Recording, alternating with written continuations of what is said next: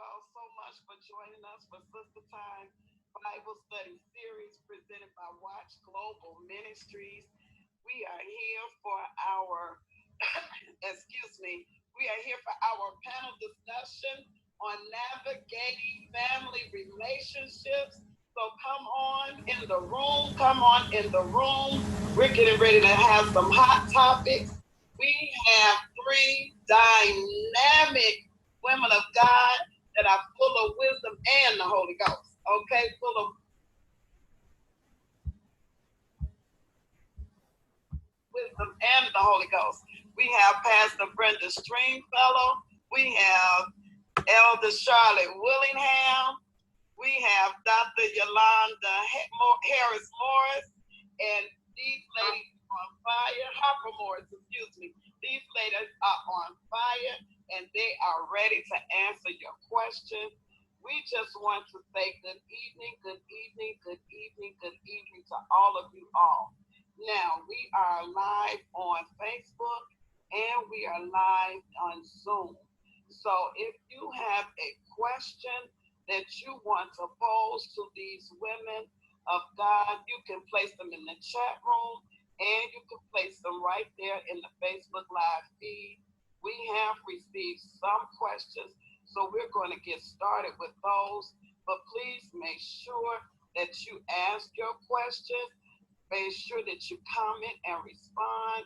Make sure that you hit your likes and your loves and your laughy faces and just engage with us on this evening. And so before we get started, we want to pray because we want God to be before us in everything that we do. Father in heaven, how we love you. We appreciate you for being God and God all by yourself.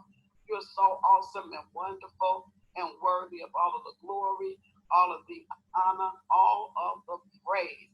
So, Father, we ask that you would be with us and that you would just manifest your glory even in this, and let some words that are being said that are going to be stated on tonight, Lord, let them help someone through any type of relationship that they may be in. In Jesus' name we pray and we thank you. Amen. Amen. Amen. Amen.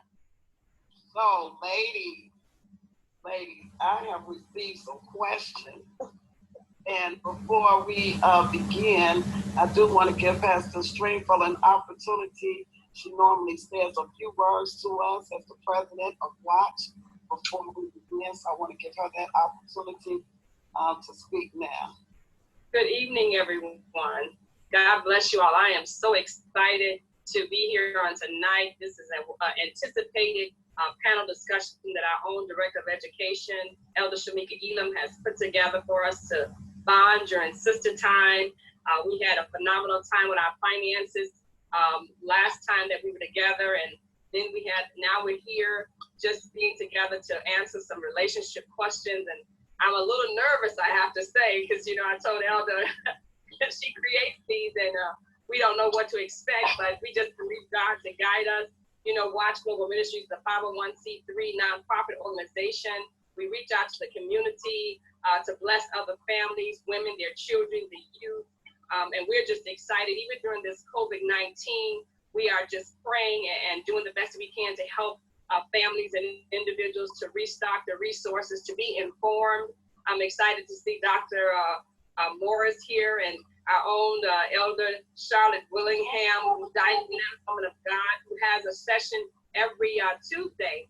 It's midweek manner. So if you are not on there, shame on you. You need to join her every Wednesday for midweek manner. And of course, Watch Global Ministry, we're out praying, we're out servicing the community. We're just women that love to do the work no matter what it is and how we do. So I want you guys to get your questions ready. We have people that are watching, streaming on Facebook, on our Sister Time page, on our private pages, whatever questions you have, if you're ready for answers. We're not saying that everything is 100%, but we're going to give you from our experiences. And I think we have some years of experiences in front of you. So Elder Shemeka, take it away.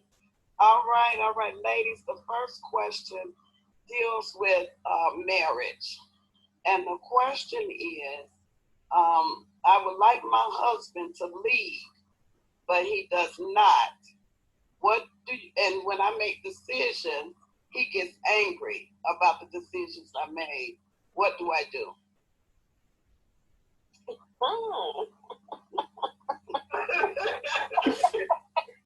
You would like your husband to leave, but he does not. And then when you make decisions, he becomes angry. What do you do? Well, my first question would be, what type of decisions are you making? And when you make before you make the decisions, do you consult him and ask him what does he think to let him know that he feels included? Because that might keep him from feeling, that he's left out or that you're just in charge, or, maybe include him in the decision making, even if you have to initiate it. Amen. I'm going to say this. Look, I'm going to jump in right here, and I'm going to say this. Leadership is taught. You understand? Sometimes we don't have men that lead us because they have not been taught to lead. And especially if you're a woman of God, you got to be careful with that. I've learned that throughout my relationship. Sometimes you have to take the backseat because, God does want them to lead. And sometimes, look, you got to make it seem like it's their idea. You understand what I'm saying? You got to make it like that. You kind of form it like a question. So what do you think about, you got to be careful with that because men can get intimidated very easily. So you don't want to seem like you're leading the marriage, but I would say make suggestions for the marriage. Yeah, I agree. I would agree with that. And ask them specifics. And no ideal is a bad ideal. So even though if we don't agree with it, sometimes you go with it and say, well, what do you think about this? Or what would you like? So if they do get angry, just ask, what is it that I did wrong? Or what is it that you wasn't happy about? Or just be specific, still lead, let them be in the lead. As women, it's a lot of us, and we have a tendency of running the household, running the children, but we can't do that with the husband. They are an equal part, and they must be included in what we do. So a lot of times we don't agree with what they do. However, they don't agree a lot of times with what we do, but they don't say anything. So it should be reciprocal that we sit back and let them do what they do. Another thing I think is when we do make a decision, or if we are in a position to take a lead, we have to be careful that it's not a permanent thing. Maybe it was just temporary until they get on the feet. We can't push them back when now they're ready. They have been taught. They are have the know-how, or they're ready to take it. We have to, as women, have to be ready to release that lead and allow the man to take the lead. And like Elder Shada said, even if we make them believe, we women know how to make a man believe that it was his idea.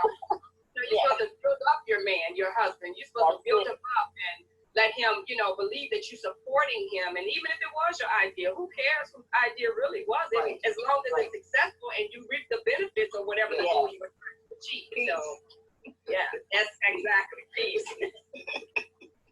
Longevity. Great.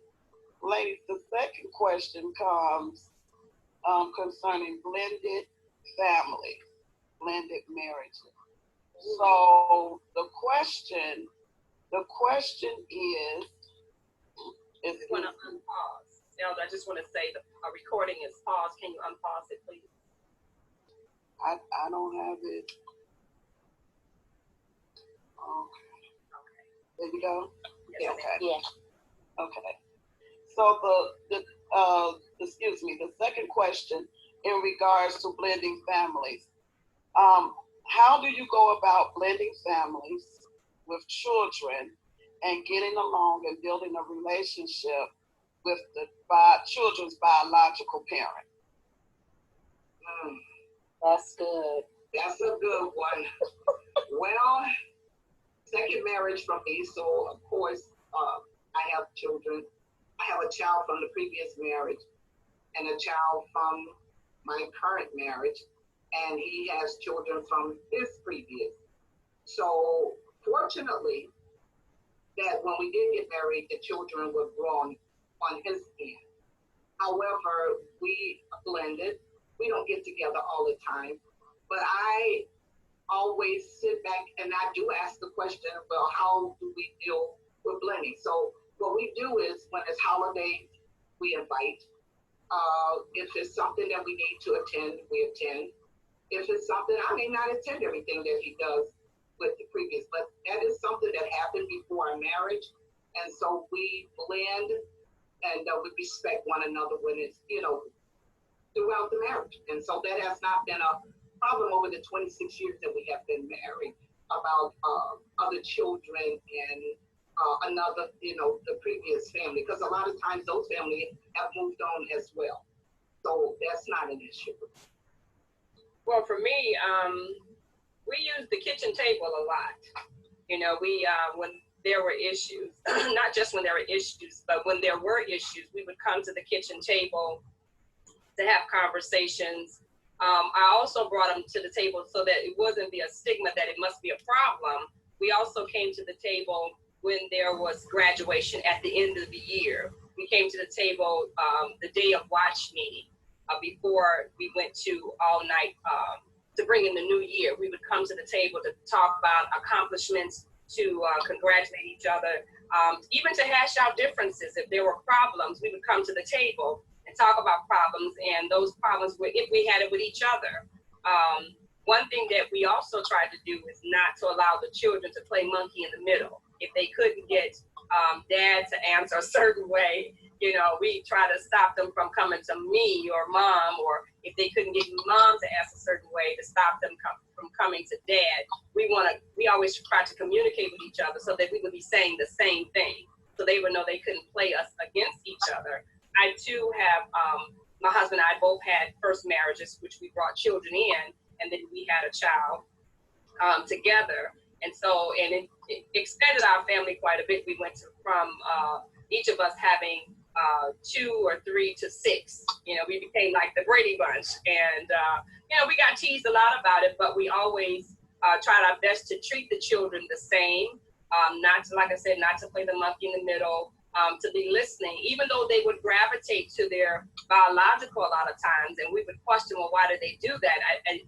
I guess it was a sense of security with them, but just, you do your best. Was it perfect? Did we always get it right? No, but we didn't let that stop us. We tried to make sure we kept other people out of it, and tried to help, have them to understand that they could not put us, on opposite sides of the fence, to allow us to blend that family. Because the truth of the matter is, when you have a blended family, I believe God has allowed you to blend that family because there is something in both of the adults that He wants those children to receive. So was it easy? No, but it worked. It was possible, and I think we had a healthy family. That's great. I don't have any comments on that because I don't have a blended family. Okay. So, and what about the relationship that you build with the children's parents? What if there is some kind of, antagonistic relationship between you and that person? How do you make that whereas the child is not caught in the middle? Okay, so like I said, my husband's previous marriages, they're adults. So if there was any issues, even when in the early years of the marriage, if there were any issues, I trust my husband to deal with that with their mother. And if he asked me to step in, I would step in, but I had not had to step in. I have asked questions like, what is your decision? What do you have to do? And it stayed like within guidelines. So I didn't have to worry about, that mother's not treated, because I don't know the whole story. So I stayed at my place as the mother and the wife to the child that we have, and not the previous. So I don't cross the lines with that. And that has been very good, because then you don't get involved, because you would only hear his side of the story and not hers. So I just think that it's politically and godly not to cross lines when interfering in certain relationships. That's good. I'm sorry. I just want to say this because my husband does have a child by another woman. And I remember when we were dating and his child was younger. Well, he's a little older than my son, but I treated that child with love. His mother did not like me at all, but guess what? I continued to love her son, and I didn't treat him any different. And to this very day, he still calls and checks on me and stuff like that. So, I mean, I think love is just like the common factor. If you love those children, I don't care what the other parent does or what they don't do and try to persuade you. If you love them, I'm telling you, they will make that other parent respect you. Yes. Yeah. And you can't love someone from a distance. That's it. You know, there were times that, you know, when you have family gatherings that revolved around the children, you're cordial. You know, it wasn't a let's fight or let's get mad or angry. It wasn't like that, you know, ever. It's, you know, you respected, you spoke, you know, and you went on about your business, because I knew who I was, you know, this is my husband, you know, this is our family, you know, because it's a family that was created from the nucleus of another family. And, you know, I'm not a drama queen. I don't do that. I don't like drama. So I tried to keep that minimized. You just respect, like you said, respect. You want peace. You love the children. You love the husband, you know, so because I never understood how someone could be with another person that had children and dislike the children. Yes. But you call yourself loving the other parent. That's, you know, no, you take care of them. Like you say, you treat them the same. You take care of them. You respect their other mother or father. If they're in the, you know, the picture. If they're not, then, you know, you raise the children the best that you have. I would never forget one thing that my daughter said to me when she became an adult. And she said to me, she believed she would have made a mistake and become a mother sooner than she would have had I not been in her life. You know, I was not, I had restrictions, you know what I'm saying? I was a little strong with my children because I had expectations for them. And I think that carried them a long way. And I did it to all the children. It wasn't, and we were a little bit more harder on my daughter because she was a female. You know, you always think if something happened, you're the one that's coming home with the baby. You're the one that's feeling, you know, the guys, it's a different world. I don't know anybody, you know, it's just different between girls and boys, you know, not that we did anything major to separate them, but we were a little bit more cautious with her than we were with it. Because I had 5 sons and 1 daughter. And she was the oldest, but we treated her like she was the youngest because she was a female, you know, so it worked out. This is good. This is good. Good stuff. Good information. Another question, ladies, that was posed is, what if you are in relationship with someone, be it husband or family relationship, where the person is narcissistic? They treat you as if they're always right and you are always wrong. How do you handle that type of situation? Oh my gosh. I think I'm gonna step back on there when I let you two. You know, I can respond from my first marriage, not my second, because, you know, that's how it was. Nothing I could do was right, no matter how I tried. If I quit I was working, if you made more money than me, that was a problem. I quit my job, but my unemployment was more than what he made. That was a problem. When I was home and didn't have a job, and he needed a job, I had some connections, got him a job, and then it's like, I need you to get up and drive me to work every morning. How about we get you a car? You know, I need you to do, you know, it was nothing ever right about what I did. I'd make dinner when he come home, and it was, you know, he had a drug problem, and it was always an excuse with the checks. And I'm like, man, so I talked to another man about what am I doing wrong? And you know what the man said to me? You're too much of a wife. So that blew my whole understanding. What does that mean? You know, make the bath water, make the cook dinner, breakfast, or have the kids ready. But it was too much. Basically, I realized in retrospect is he couldn't handle or wasn't prepared to handle because of his addiction to something else. I wasn't too much of a wife, but I guess in his situation, he couldn't appreciate it. I was never right. And that was hurtful. It was hurtful. You know, my mom and my godfather came and took me away. You know, it's like, you are not, when we separated, we weren't divorced. I was thinking I was going to stay in the apartment. I was going to be, you know, hey, that single mother and, you know, do my thing. And it was like, no, you don't need to be here. You need to be back home with your mother. And so they packed me up, not knowing that I was pregnant with my twins at the time in the womb. And they took me back home, and I tried to work it out, but you know, it was like, hey, it's time to get a divorce. It was not right. I didn't ask God for him. I didn't pray about it the first time. I didn't make that the second time. But it ended in divorce after the children were born. But I couldn't do anything that was right. And I tried hard. It just didn't work. Wow, you're helping someone because, I mean, I don't know because I haven't experienced that, but I could imagine that is bringing so much pressure on an individual. Their self-esteem is being challenged. I mean, you know, to the point you can never do anything right. I mean, that starts to play on your emotions after a while, you know, and you get to the place where I'm telling you, you get depressed and all of that. So whoever posed that question, if you're in that situation, I would admonish you to really pray and seek the Lord on, you know, what you need to be doing to handle that situation. I'm not telling you what to do, but I'm telling you to consult the one who can give you the answer that you need. Absolutely. And seek the Lord for that. So what I found out, well, in my first marriage, it wasn't an equal yoke.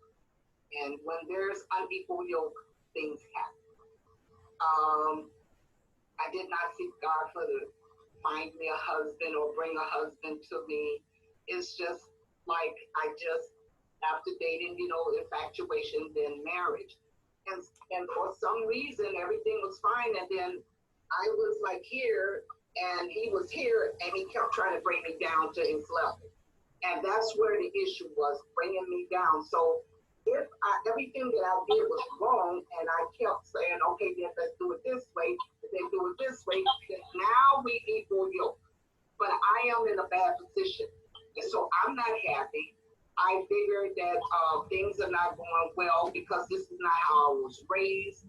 This is not what I expect marriage to be. And so it did not work out. So, and it was short. It was short. There's a response in the chat from Ms. Brooks that said that was more about what he wasn't, not what you weren't. Correct. Mm-hmm. Correct. Because come to find out, there's an addiction involved. When there's addiction involved, there's some mental issues, and they are scrambling and all over the place where I wasn't. I was the one who stayed within what mama and dad tell me, this is the route to go. You don't do this and you don't do that. And that person, and people would tell you, they figure they'll sit there and figure, oh, she's a good girl. That's the good one, like that. And then you do that right one that the man wants to marry, but he has not rise to the occasion. You don't care. You think that things are going to change when you get married, or you're going to bring them up to here. He's like, no, I'm not coming up there. You got to come down here. And so things start to happen. Things are being said. Your nerves change. You're seeking God more. And now you're asking God to get you out of a situation that he did not put you in. That's why I'm going to leave that right there. And speaking of that, because you all brought up, addictions, how do you handle relationships, not just marriage relationships, but even family relationships where there is an addiction or maybe a mental illness? And, when people have addictions or mental illnesses, they do quite a few things that can be very harmful, hurtful to you, to the point where you just really do not want to have anything else, kind of to do with this person. But in the case of a family relationship or a marriage, that may not always be an option. How can you reconcile that? Wow. They have counselors for that. They do. You know what? I'm just going to say this. Listen, the Bible tells us to lay aside every weight Sometimes when you have family members, and I know that I've had some, and you know they're addicted to whether it's drugs, alcohol. Listen, you can pray for them all day long, but it's up to them ultimately to make a decision to change. And oftentimes you see this in so many families, people are trying to carry people that is too weighty for them. And it's causing so much stress on the family. And it's not that you're abandoning them. What you're doing is you're laying them at the altar and allowing God to do what he's going to do. Either you're going to let God be God or you're going to be God. And I think he have a little more experience than we do. You know, he's a counselor. He is a counselor. That's it. And oftentimes, you know, and I know, because I know all of us have that person in our family where we've experienced that, or somebody we know in our family who has gone through that. And I'm telling you, it can get overwhelming. And if you do not release that thing, it'll pull you down. Oh, yeah. It will definitely pull you down. Absolutely. Then you have the codependency too. It's you know you have an issue with the one that's on the drugs or has the addiction, but you have to be careful, because then sometimes you can become codependent. You know, you're used to that relationship, that behavior. You don't want to let go. You're trying to hold on. So in that, you're right. You got to seek God. You got to go in prayer. You got to make sure, you know, one thing my husband says, and neither one of us have an addiction. The only addiction we have is on the Lord. That's it. But he always tells, in any relationship, and I think it'll apply, that there are always ups and there are always downs.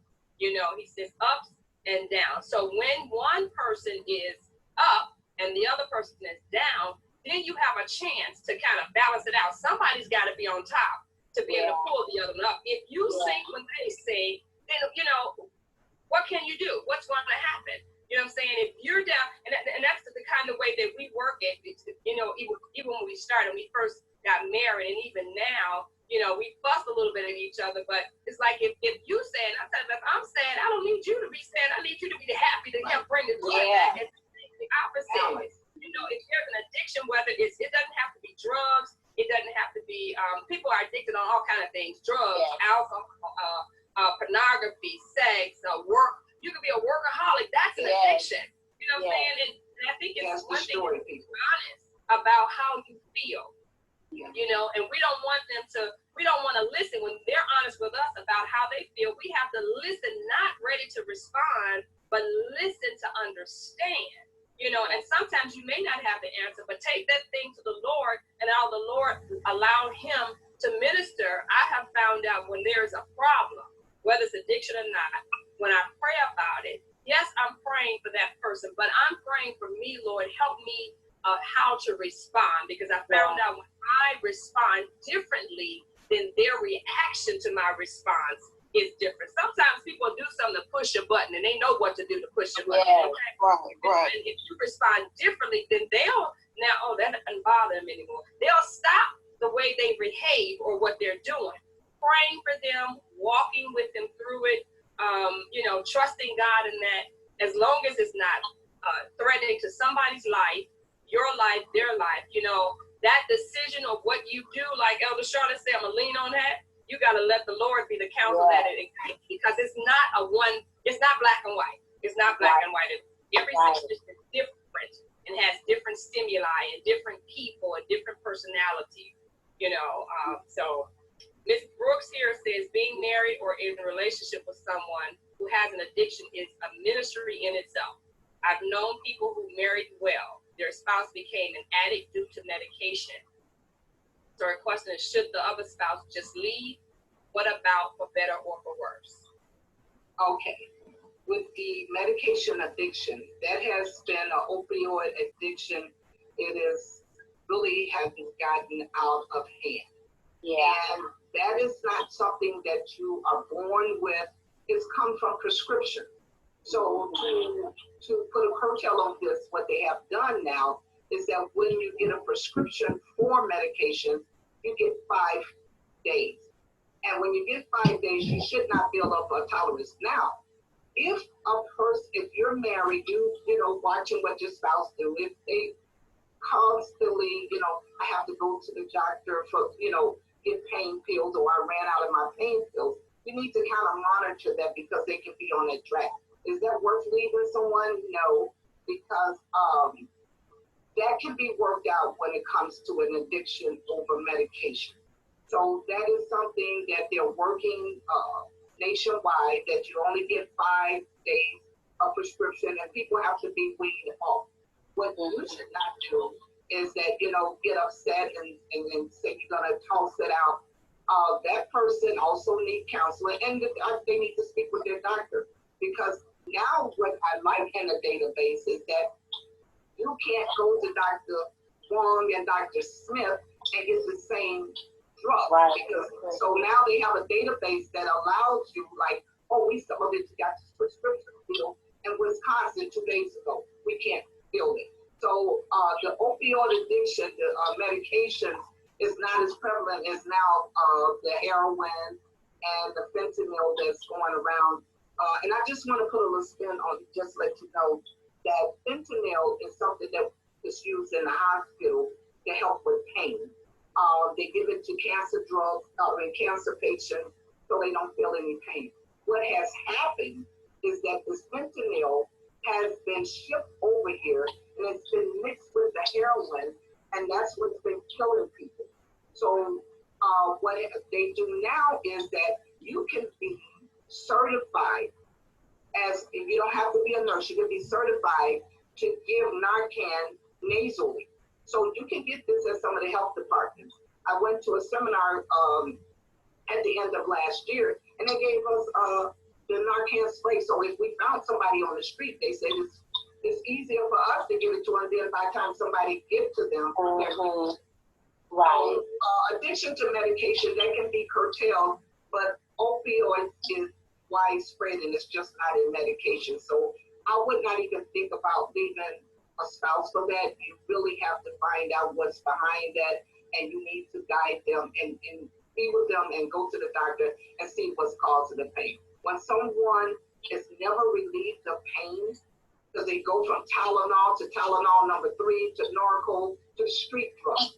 And so if you're monitoring your relationship and you see those things, that's a key thing. So, they're going to hide it. They're going to hide it. But I strongly suggest that you work with them and seek counseling. I know you're going to the next question, but I just want to say this. Listen, any addiction, there is a underlying issue. Yes. I mean, people use drugs, alcohol, workaholic. Listen, they do those things not to deal with what is really going on inside of a person. Yes. And like you said, watching people.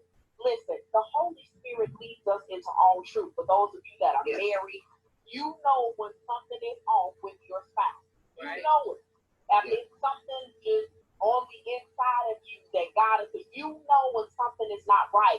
And that's for anybody that is a believer. If you are connected with Christ, you know when something is off with a person. And I'm telling you, it is a deeper underlying issue. It could be something from their childhood that they Yes. never dealt with. So they just medicate themselves, whether it's alcohol, drugs, sex, whatever. And that is why we have to get to the point that we can detect these things, that we can minister to people so that they can come out. We have to develop an avenue where people are not afraid. A lot of people, they want to tell their story, but they don't know who they can trust with the story. Yes. So we have to get to the place where we are people of integrity. We do Yes. not spread people's hurtful issue. You know what I'm saying? Because, that just reopens the wound. We have to get to a place, I'm telling you, in the body of Christ, where we shift and really be the disciples that Jesus is looking for in this hour. Yeah. Mm-hmm. So I just want to take a moment. This has been such a rich discussion. Thank you so much ladies for joining us, and thank you all, Facebook and Zoom, for posting your comments and your questions. I just want to ask you all if this is blessing you, if it's helping you, to send us some likes and some hearts in the Facebook group, and also post your questions. This is the time where we are just discussing everything that have to do with family and relationships. So the next question, it says, what does it mean when the past, such as past people, keep coming back into your life, or you keep repeating the same, getting the same type of relationship? You know what I mean? So if you date one type of man, you give that wasn't good, and then you ended up with a different man, different name, Same. right? What is it God wants us to know? Now you just put a spin on that. God wants us to God know. wants us to know what makes it. What makes me think that it's something that God wants you to know? Those are your choices. I think you need to look at the choices that you're making. You know, if you keep repetitively picking the same person or with the same type of person with the same type of problem, you attract what you are. There's something on the inside of you that's attracting what you are, or a need that you're trying to fulfill.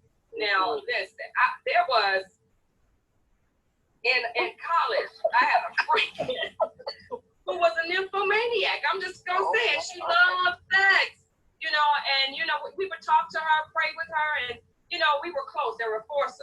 It was called the Awesome Foursome. And the question came out, you know, why? You know, just why? There was something missing in her childhood, a relationship with her father. She was searching for that love, and so she was drawn to men, and she just had to have it. You know, I used to hate that movie. She's got to have it with yes, you know, but she had to have it. You know, we would work through that thing. We did all kind of stuff to try to, you know, but we were in college. We was fancy free, trying to, you know, be college students and get our education. We didn't know what, you know, then. Now what we know, but there was an underlying issue then with her being that nympho. So if you have an addiction, Elder Charlotte just spoke about addiction. There's an underlying root. It's the root of the matter.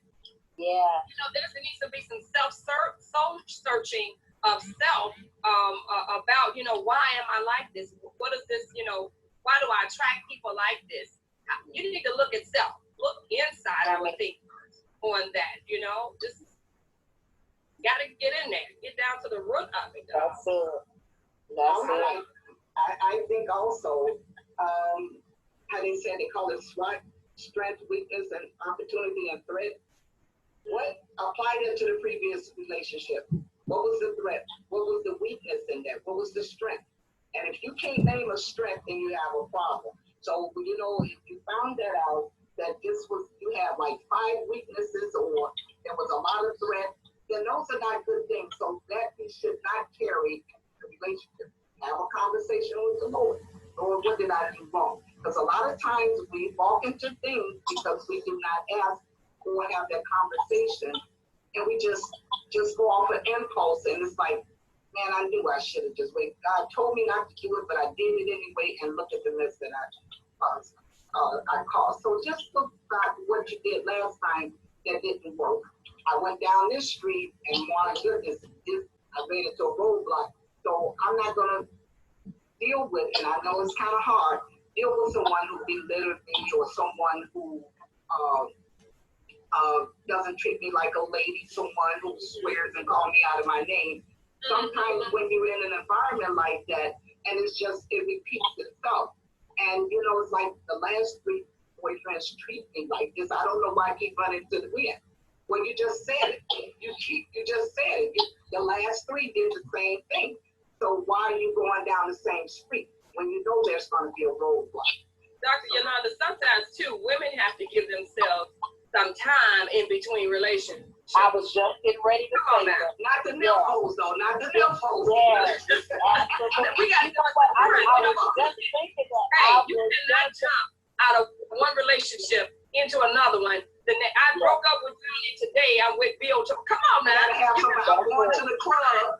Evaluate. You know, give yourself some time. You know, we don't have to be with someone all the time. You know what I'm saying? Give yourself some time to empty out that trash, to empty out whatever that garbage and junk, what you've been through, to heal from the wound. You know, what is it called? Rebound relationships bounce away. It's no good. You know what I'm saying? You have to give yourself some time to heal from it, because you're going to make the mistake. You don't give yourself enough time, which means you're quickly the next man that I'm with him. Then you might be in a position where you're trying to make the other person jealous. You haven't gotten over it. You got soul ties. You got all that garbage that you're bringing with you, and you wonder why the next relationship is not working. You know, and that's one pet peeve I had, because I thought it gave women a bad name for other women, because we're women, you know, just jumping in and out of bed with someone every week. I'm with this person, that way. Let's be honest. If a man does it, they got a good name for him, but if a female, there's a bad name. You know what I'm saying? But a woman is not a woman if she does certain things. Come on now. Definitely not a lady. Absolutely. He can be the neighborhood drunk, he still mister. But if you seen out there doing something like that, they like, girl, did you saw her, and that's your mate for years. And some of those things you can't undo. Because even when in high school or in college, you know, people do things and then you see them 20 years later. That's the first thing I remember when she was like this. You don't think about it. She would change her life and turn it over. So, you know, when they say the difference between a man and a woman, I know people don't believe that, but it is a difference, believe me. She said he's a player and you're a whore. I see it. I know. That's right. You know what? Listen. And women have to learn to take time to love themselves. Absolutely. Find out what a man is only going to treat you how you treat yourself. Yeah. You got to learn to love who you are, who God made you to be, what you like. You know, you don't want to be like the woman on Coming to America, what you like. You know. I mean, that's it. I'm telling you. We lose ourselves. You have to understand. Listen, you got to learn to love yourself where you are. You know, your differences, whatever they might be, whatever your body type. You got to learn to love you. I always wonder this. And I'm not trying to say cool, and I know we have all thought it. You see a young lady who's she doesn't look the best, but she had a finest man on the block. You'd be like, how did she get there? Okay, it's because her confidence, and she knew who she was. That's right. And you respected that. So until you know who you are, you will not get the respect that you desire from me. Right. That's right. So on that, Elder Charlotte, I'm just gonna say you have known when there has been relationships like, you know, like say people at the office, or you have a big office party and the men bring their wife, you're like, that's his wife. That's his wife. A man, I'm not going to even get into what a man would do, but I tell you what, he look at the shaker and all of this and that, but that would not be the one he would marry. So yes, out there, and all kinds of things. That is not. He wants a wife that's going to raise his children, that's going to take your home, and because if you go out there like I try to get something nice, he's like, where you going? I'm like, I'm still looking. He wants it. Now he'll see somebody, and we even together. Because I'll tell this one day. My husband, we was at the gas station, and this Coca-Cola bottle woman got in the car to walk into the gas station. Everybody changed. Everybody turned their head. Them men like, man. And so, I told her, she was fine. She was fine. There was no match. But he wasn't going to stop pumping that gas and go nowhere. But it was going. So I popped him on the back of his head. I said, why are you wasting my gas? Looking at that woman. He said, I wasn't wasting gas. She was pretty. I said, she was fine. But we got in the car, we left. You know, that's a good point. Speaking of that, when you talk about confidence and a woman having confidence and knowing who she is, what do you think about women who move in and live with men, Christian women, of course, I'm speaking of, who move in and live with men that they're not married to, and they cater to them, even calling them their king. Yet they're hoping and waiting that they would be proposed to and become the wife. What do you think about that? Have they crossed the boundary? Oh, baby, Compromise? You know they did, and that man is never gonna marry them. Never. No. He's not gonna marry them. You giving up everything for free? No, ma'am. No, ma'am. No You strings never attached. did. No strings attached.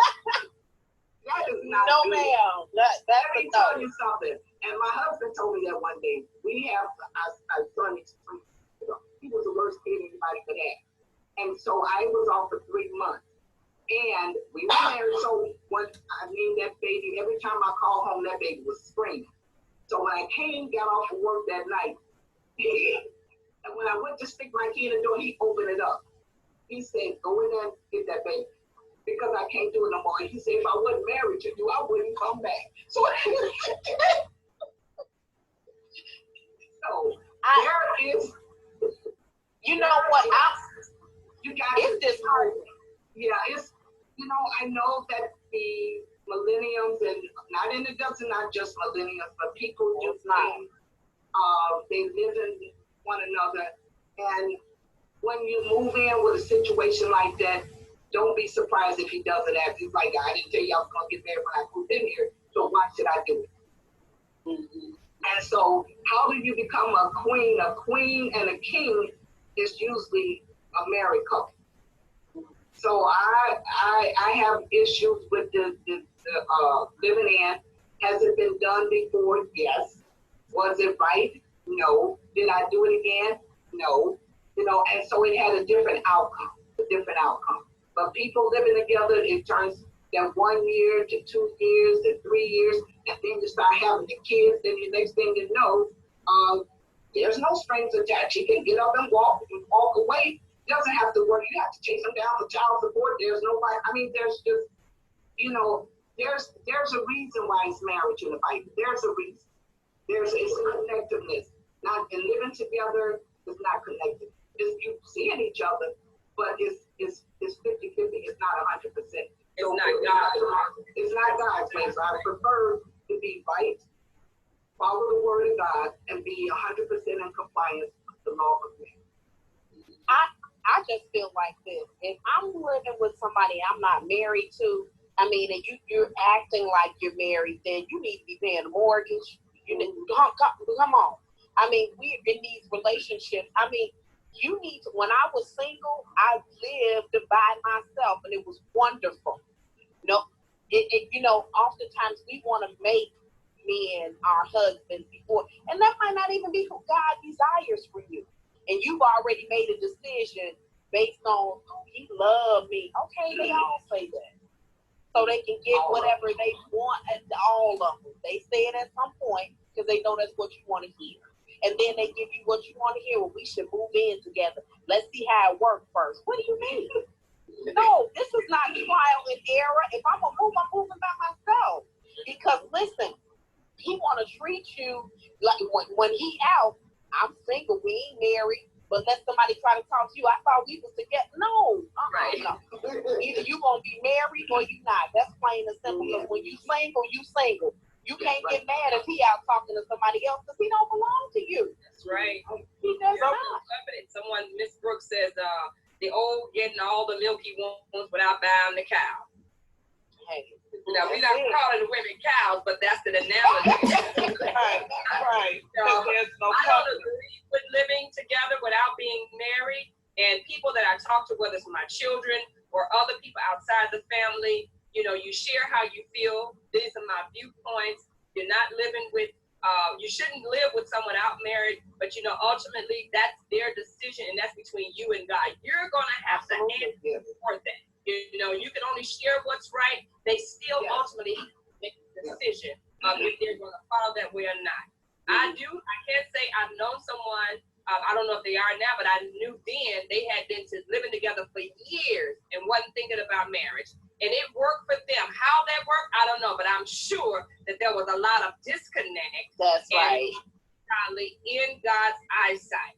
You know, to each his own. If you want the truth, you ask, you're reading your words, you pray about it, but it's ultimately the person's, their decision of whether or not they're going to follow the way God's plan is. It's ultimately, you know, the person's decision. And what can you say? You don't want it to happen, and you pray, pray for them. You give them the advice.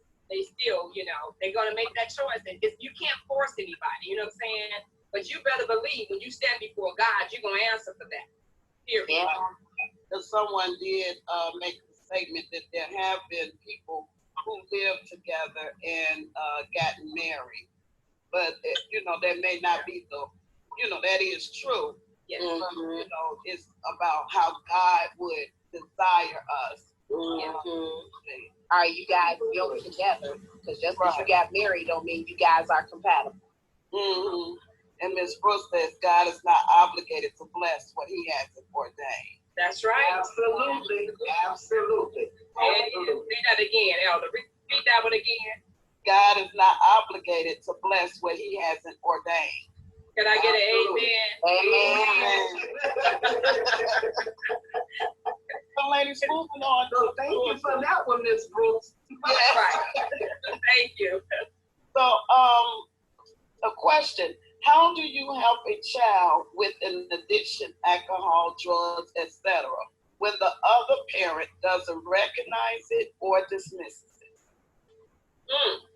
Wow, that's a good question. That parent's in denial, or maybe they don't. You said they don't recognize it. How do you handle it? Well, you gotta talk to them, you know, and you gotta try to, you know, guide them in the right direction to get help. You know, whether the other parent accepts it or not, as long as the other parent is, you know, it's different if the other parent is fighting you with it, don't want you to get them help. You know, you might want to ask, are you on it too, or you got a problem too? But, you know, you got to get that person some help while you're trying to help the other parent who might be in denial. They may not be able to handle it or cope with it. So it might fall on you to help, to carry more of the weight to get that child some help, to guide them in the right direction, to try to work with, and maybe need some outside assistance in that. You know what I'm saying? So, and there's community resources, but like you said, they have to want to help themselves. The thing is, if you're living in a house with them, that's when the safety issue comes in, because it's not a healthy relationship. And that's with any addiction. It's not a healthy relationship. So, seek God, outside community resources, because any addiction, there's some steps involved. There's steps involved. And so, you know, like, you know, with the Alcohol Anonymous, what they got is 12-step program. And then, you know, so different addictions have different ways of dealing with it. But just trying to persuade someone, if you can, to get some help. And just acknowledge, you know, I think there's an issue, you know, instead of just brushing it off. And a lot of people don't want to address that person because they think that they're gonna get mad, because sometimes they do get mad and they'll leave and they don't come back, or they'll disappear. And if they have children, they take the children with them. And sometimes those kids are close to their heart, so they don't want to, you know, that's a very sticky situation. Yeah, it is. You know, I'm going to say this is being a former children's church pastor. A lot of times, it was a young man that we had a session one time, and he was honest, and he was 14, and he was drinking before he was going to school. And a lot of times we have a lot of parents that are in single parent homes, and a lot of times they're not there. And our children are being guided by people in the street, you know, people in their neighborhood. I mean, you know, you don't know what's going on. You know, some kids do it for attention. I mean, you don't know really what the source of it is, why the child started using or whatever. And a lot of times people are in denial because who wants their child to be addicted to anything? And you know, it takes outside, you know, help also, like from their pastors or community, you know, to reach out. And, you know, and of course parents are going to be in denial because that's a hurtful thing. But listen, I mean, you don't want to let that go on too long, because then with that addiction, it comes violence sometimes. You know, they start to, jump on their parents and all kind of things like that. So that is a very sensitive situation. And if you know these people, if you're connected to them, not only should you be praying with them, but maybe, ask God a way for you to intervene. I mean, intervention sometimes it's necessary. I mean, of course, we don't want to, poke our nose in other people's business, but sometimes you got to be assertive sometimes because it can save someone's life. Mm-hmm. Yeah, and I just want to say to anyone out there that might be going through a situation like that, if you have children who have an addiction and you have another parent who is in denial, if they're fighting you or if they're just not going to deal with it, and you feel that you can't handle that situation on your own, do not let shame keep you, keep it silent. Reach out for help. There have anonymous hotlines. I used to interpret for a young lady who had an addiction, and she had 2 beautiful daughters. Her husband couldn't deal with it. They were separated, and in the interpretation, they had family counseling. They always encourage that. There are times when you have the person that's addicted that would go in for counseling, but then there was a time when you brought the entire family together, and they taught them how to sit and listen and actually hear what the person was going through to encourage them. Because one thing that I do know, in order for a person to break any kind of addiction, family support or some type of support is so important. It's very important. So don't be ashamed. Pick up the number, pick up that phone, dial, speak to a trusted friend, to a pastor, to someone that you can, go to share what's happening, and get your child, yourself, or your spouse, whomever it is, some help. It's out there, and don't give up if it don't work, and don't expect for it to happen right away. But you gotta be strong, and you gotta reach out, because help is available. Yes. Ladies, we just have a couple more questions. When is the right timing for introducing children while dating? Never. Listen, let me tell you something. Let me tell you something here. Listen, and I'm going to say this from experience for me. When I had Brandon, you guys know when I had Brandon at church, he was little. Listen, I did not date. And it wasn't because I didn't have a desire to date, but it was just something about that. You see such bad experiences from people who were single, who had children, who introduced their children to men too fast, that they didn't end up being with, and then next time you with somebody else. I didn't do that. And when I'll never forget this, Brandon, he was so disrespectful.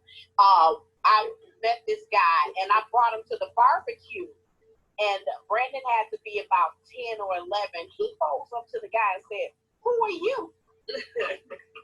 I was so embarrassed. I'm like, "Brandon, are you serious? Who is he? Are you saved?" I'm looking at him like, "If you don't go sit down." This is the true story. Honestly, listen, the guy, he left. I said, "Listen, I just saw you play." I was so embarrassed, but you know what? It showed me that, this is something that I can't do, because, he was just used to it being just us. You know what I'm saying? Like, we would go out on, and I'm telling anybody that's single, I used to take Brandon out. We used to go out on dates together, and I would have him, open the door, just teach him how to be a young man. When you get older, these are the things that you do, because his father wasn't present at the time, and those kind of things, so I think it's important. If that person is not ready to commit, then it's never a good time. That's just from my perspective. Ladies, I'm going to let you take it from here. Ditto. So, my first marriage, so that lasted a couple of years. And so my daughter was small when I met my husband. It was a good while, because I need to know, and basically it was when we was almost deciding to, get together. Maybe I can tell you it was past 9 months, because you don't know how the relationship is going to work out. I was not looking for a daddy for my daughter. So that was not the issue. And I don't want my child to be exposed to anyone that I may not be with. I don't know. You know, it's a 3 months trial. You almost know what you're going to do after 30 days. But they don't show you who they are. Yeah. So why am I going to expose my child to someone and then to come out the room and say, who was that sitting in the living room? Who was that? No one came to my house.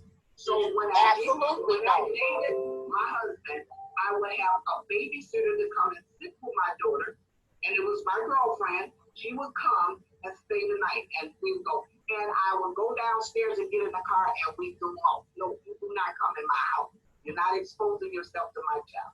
Well, you know what? I can't say that happened to me. I had a house full of kids. It's my niece. I'm just being honest. You know, it depends on your situation. Okay, it depends on, because my husband's children came in my life. They kind of fit right into the age. It was, you know, they were 1 year apart. My son and his daughter were 1 year apart, and then his other daughter and my twins were a year apart. And no, they didn't meet right away. Right. That's part of dating. You know what? That's why you're dating. You're trying to get to know what's up with this dude. You know what I'm saying? What's going on? So yes, we went out. A lot of times it was just us, you know, in the beginning anyway, going out to restaurants, going out to clubs, going out to movies or wherever, you know, getting to know one another. Because I need to feel you out, of course. Not right away, no. But it wasn't, I'm not going to say that he didn't meet my children the day before we got married. No, he was a part of their lives. And that's why I say the scenario is different for each person. You know what I'm saying? But no, right away, leaving them to babysit, which I don't understand how you can meet somebody, now you got them babysitting your children. You don't know them from Adam and Eve. You know what I'm saying? That's it's from molestation and all kinds of things you're doing to your child, especially if they can't talk. Baby, my children can't speak. No, you're not watching my child. You know what I'm saying? Right. So it's when you spend, my husband and I were together 5 years before we got married. 5 years. Okay. And that was a long time, because in that 5th year, I was like, Lord, I need you to show me if it's him. If it's not, I'm ready to walk away, and I will not let him, because I was a person, I'm not going to let you see me sweat.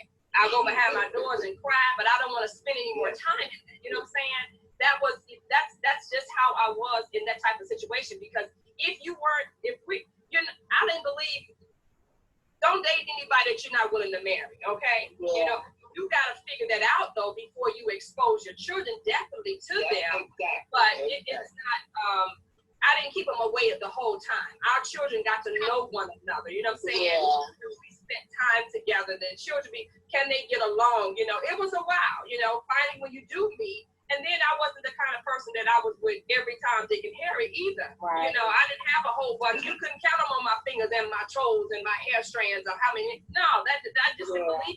I had value in myself. I was whole by myself. I was independent. I took care of my children. Like you said, I wasn't looking for a father. I was looking for me. You know what I'm saying? Right. That it could be a father to my children. And he was looking hopefully for a wife for him. You know, hopefully men are looking for wives that can also be a mother, you know. Right. But yeah, you have to be careful, because exposing them, and they come in, they call it, you know, and even the way I raised my children, I'll say this, is I told my children, even when they were dating, look, don't introduce them to me until you say, this is my girlfriend. I don't want to meet those side kids, because guess what? You're going to bring in Jane, I'm going to be calling her Barbara. You're going to bring in Julia, I'm calling her Jane. I get them mixed up. So they would be like, Mama, don't answer the door. I'm on my way. Okay, because if it's not the one that I've been seeing coming around here, I'm going to call her the wrong name on purpose. I ain't trying to remember all that. Do it right. And they put get the dough. Don't let Mama do it. Dadgum skippy, because I'm the one that you with. That's what and they would tell me, they would get mad at my sons, though, when they wouldn't introduce them to mother, because they knew if you got introduced to their mother, something. That's right. That's right. And that's how it goes. When she finally met my husband, she finally met Joe, and she was 4, and my daughter would be 34. Yep. So now that is daddy. Right. Yeah. Yeah. Miss Brooks says, how many uncles will little Johnny have? Right. Oh my gosh. Must take to prepare their children. I agree, never. Not until we've been through premarital counseling and know for sure that God has called you together. Amen. Amen. Ladies, the last question. This has been awesome. I have enjoyed hearing. These have been some questions, I tell you. The last question is, how does a parent help a child who is trying to fit in with peers? Oh Lord, I don't know if you could ever do that. Listen, I don't know if you could do that. Is something. Listen, this is what I tell Braxton, my 14-year-old. I tell Braxton this. Listen, it is easy to fit in. It's a challenge to stand alone.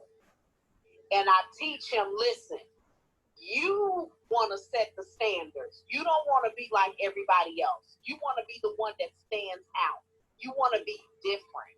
You know, it don't take much to fit in with peers. I'm telling you, because they do some, if you doing what they doing, if it goes against the principles that you were taught, they don't care. But listen, it's a challenge when you stand on your values, what you were taught, how you were raised. That's what makes you look. That's what makes you cut above the rest.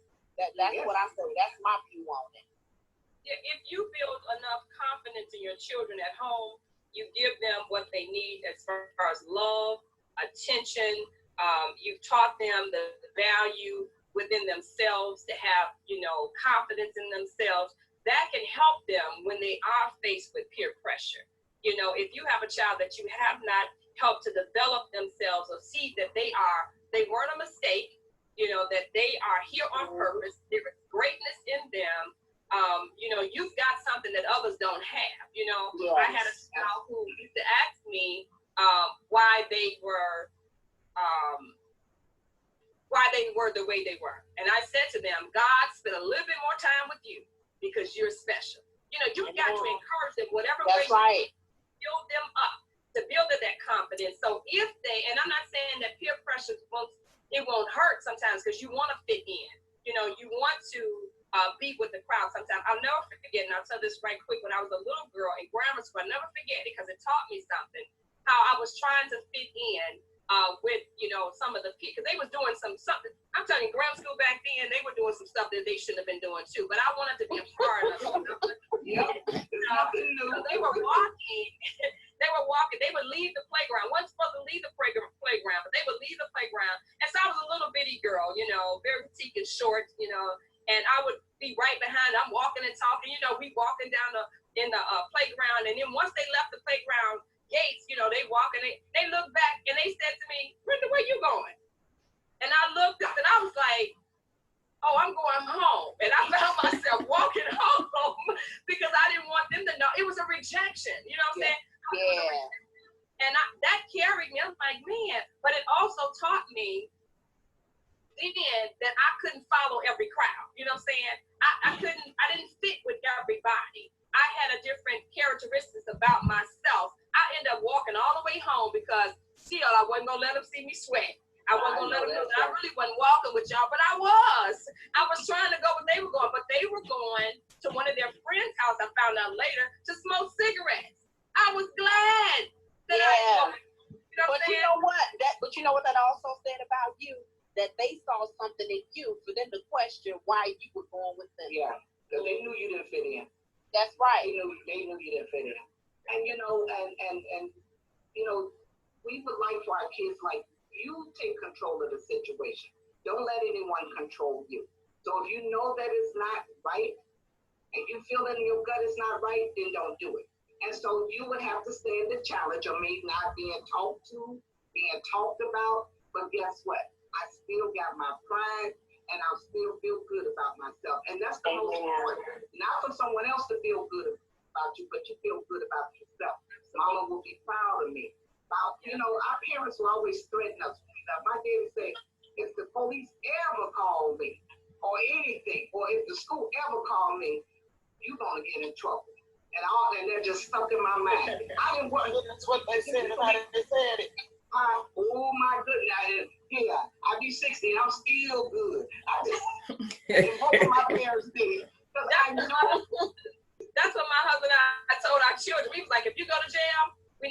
out, you're going to stay there. You know, we would say anything to our children. And I'm not going to say,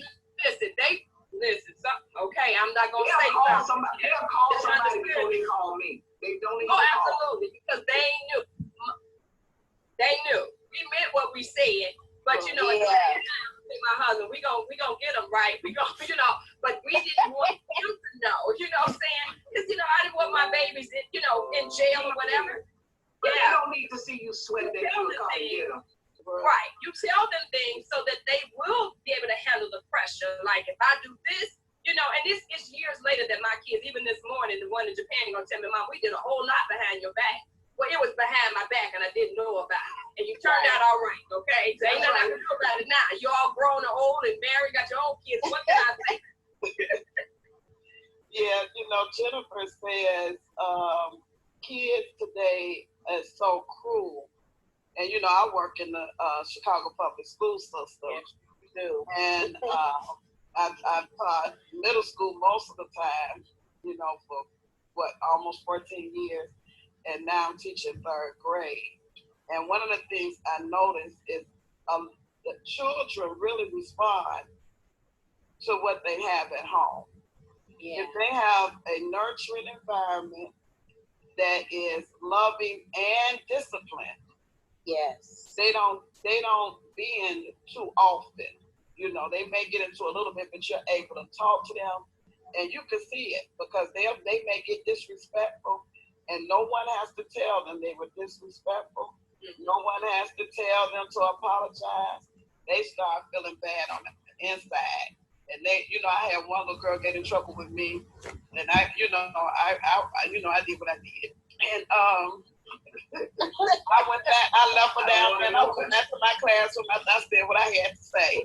And next thing I know, about 30 minutes later, the little girl is in my room just crying and apologizing. I said, who sent you up here? Because, you know, I don't want no fake apology.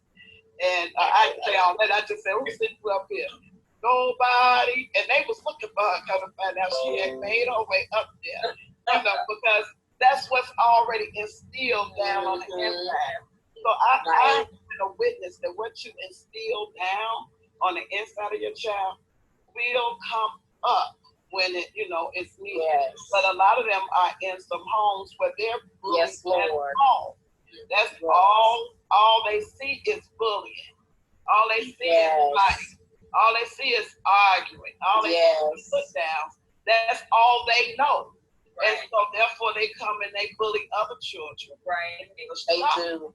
You know, so that's something that, you know, we all as a community really have to and address, you know, because I see it so much.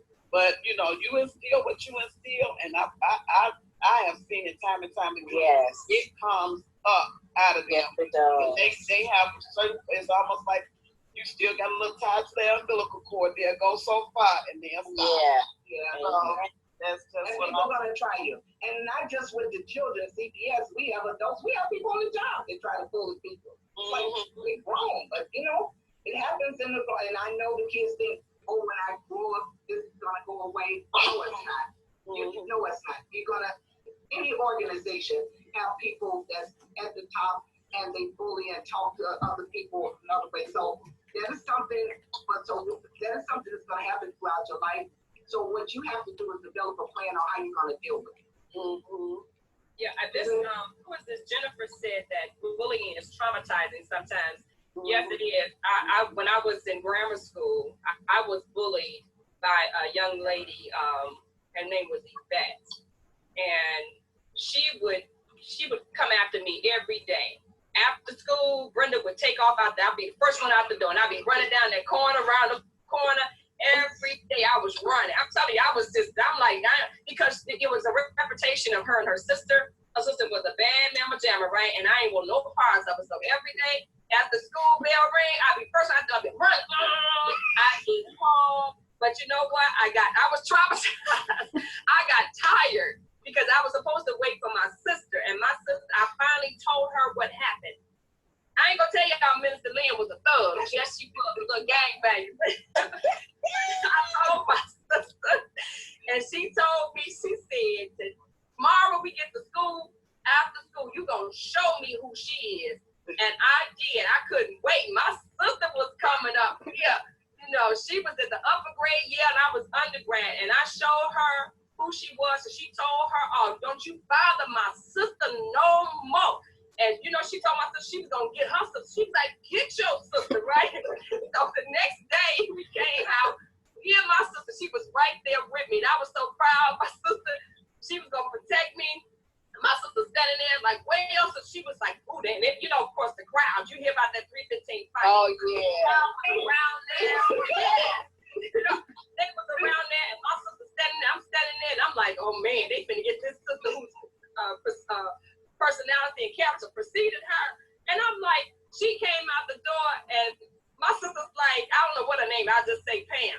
Pam. She was like, "Man." She's like, "That's it." What? I was like, "Whoa, yeah." They know each other. I was so happy, but my sister was taller than her, bigger than her, and they was like, "Girl, please." Me and his dad became good friends after that. But it was because I never told what was happening. I just run home, running away from it. And only to find out that they family knew each other. It was just a conversation. "Oh, you come over my house and I play games and all that." It changed the whole thing. Bottom line is, if you are being bullied, if your children are being bullied, if you as an adult being bullied, you need to tell someone. Yes. Tell someone. Don't keep it Talk to to yourself. someone, yeah. Running around the corner, running away from home every day like I was, only to find out that there was someone bigger that could intervene and reconcile the whole relationship and be friends in the end. You gotta preach, but okay. Yeah. So, Kay Lee says, "I believe that a lot of children come from broken homes. It takes a village to raise a child, but nowadays you can't say anything to other people's kids." No, you cannot. When I was growing up, we had structure. If we did something wrong and the neighbors saw it, we got it from them and our parents. I was bullied as well, but I know God brought me through it all because I never talked about it. That's true. Anybody, you know what? It was like, one of the neighbors saw you.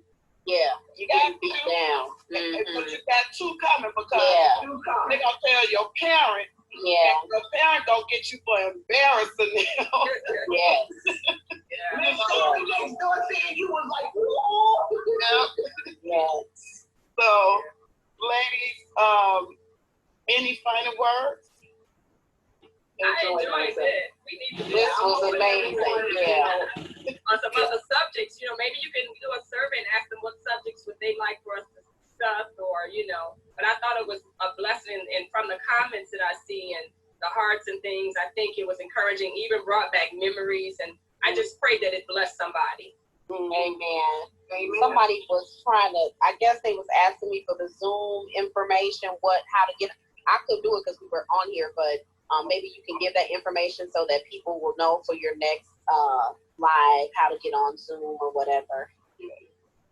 So the link I post at the top of our, I don't think it's on the live though, because Pastor B went live for us. But the link is actually on the Facebook page on top of the post for the class. Okay. For the session. So it was, all they had to do was click on it. But we'll make sure that is even more clear the next time. I want to say thank you, ladies, so much. I truly enjoyed talking and hearing your wisdom. And like I told you all, these were 3 Holy Ghost filled women. Go back to church. Yes.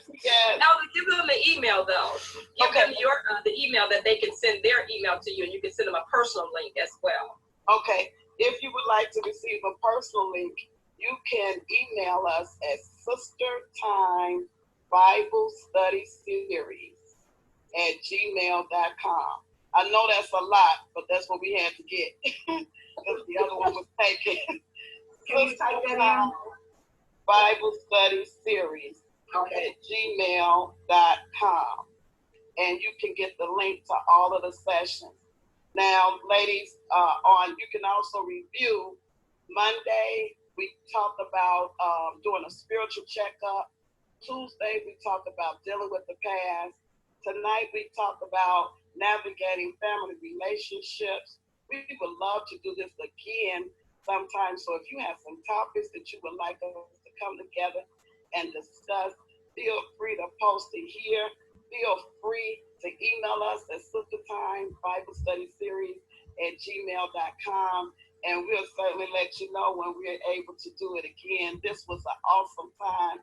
Yes. Tomorrow, we have Miss Festively Nita, same time, 7 o'clock p.m., same place tomorrow. And she is a licensed professional counselor. And she's going to be talking about breaking cycles. Amen. So, we wanted to bring someone in that has been academically trained as well as Holy Ghost filled. Amen. Does Christian counseling, family counseling. She counsels children professionally. She's also a teacher, and she does marital counseling as well. So come and join us tomorrow at 7 p.m. Come with your questions. She's going to be talking about breaking cycles. And then Friday is the conclusion of the matter at 7 p.m. And I'll be talking about how to maintain your freedom.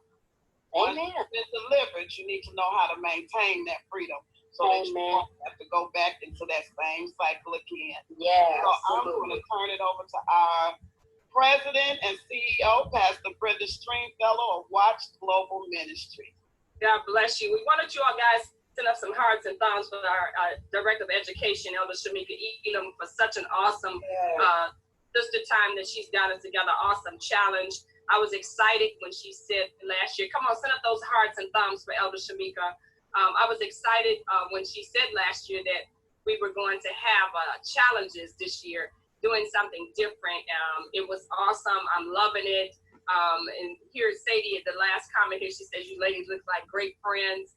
Maybe talk about ladies trusting each other and showing love for each other, what love and friendship really looks like. That's what God will do for you. He'll put that relationship between all sisters in Christ on the inside, and it comes on the outside. But I'm excited. I just want to thank you guys for supporting Watch Global Ministries. Again, we're a nonprofit organization, and our theme is restoring the sisterhood and rebuilding the village. Thank you all so much for supporting us.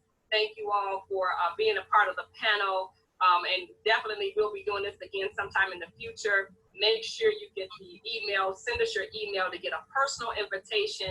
Go to our website, which is watchglobalministries.com, to see what we have that's coming up. A lot of the events that we were having this year were canceled, but that's okay. God has found another way for us to be able to reach out through the presentations that we're doing like this. We just thank God for that. And I just thank you ladies for participating with us. Share, share, share, talk about it, and let's speak about it as we build and restore the sisterhood.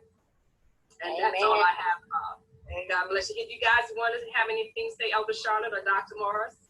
I have been so richly blessed. It's an honor to be a part of this panel tonight. I have truly enjoyed myself, and I know that the people of God have been blessed because this is an avenue that is much needed for the body of Christ. So just thank you for having me to be a part, and look, I'll be back. Look, I'll be back. Thank you. Dr. Morris. And I'm good, and I am very happy to see that everyone was on and we were able to answer some questions. Please support us, Watch Global Ministries. We will be doing this. Elder Shemeka is the one who created this, and it's a wonderful thing. And in the fall, I am going to be doing health. So we'll be talking about health. I am the director of the health and the vice president of Watch Global Ministries. So in the fall, I am looking forward to doing coronary artery disease. So we're going to be talking about heart issues. We're going to be talking about exercising and eating. So that is coming up in August. So if you have anything that you want to present, because it will be 5 days, please email us at the Sister Bible Time. Sister Time Bible Study at gmail.com. Have a blessed evening. It's about more. Yes, it's So about let's have a more. word of prayer. Elder, lead us in prayer so we can move forward. Father in heaven, how we love you and we appreciate you. We thank you for being God and God all by yourself. Lord, we thank you for this time of gathering on this evening. We thank you that you have been in the midst of us. And we pray that someone was blessed on tonight, that someone was enlightened, that someone burden was lifted, that someone was encouraged. We thank you, oh God, for all of our moderators on tonight. We ask right now in the name of Jesus that you would just continue to bless them, continue to strengthen them as only you can. Now, Father, we thank you for blessing us and going before us and making easy and successful our way. In Jesus' name we pray and thank you. Amen. Amen. Good night, everyone. Good night. Bye. Night.